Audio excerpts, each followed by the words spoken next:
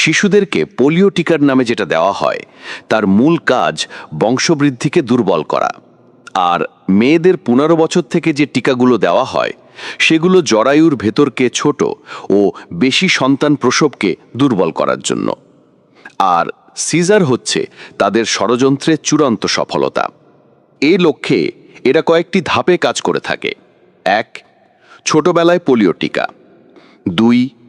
9 থেকে 14 বছরের টিকার মাধ্যমে জরায়ুর ভেতর ছোট ও বেশি সন্তানদানে অক্ষম করা। 3. সরকারি ক্লিনিকগুলো থেকে আয়রন ট্যাবলেট থেকে শুরু বিশেষ কিছু ভিটামিন দেওয়া, যেগুলো মূলত পেটের ভিতরের বাচ্চাকে অস্বাভাবিক মোটাতাজা করে, ফলে বাধ্যতামূলক সিজার করতে হয়। আর সিজারের মাধ্যমে বেশি সন্তানের জন্মদান অসম্ভব।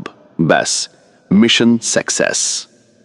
বর্তমানে দুগ্ধপোষ্য শিশুর মায়েদের দুধ স্বল্পতার মূল কারণ জন্ম নিয়ন্ত্রণের বড়ি বা ট্যাবলেট।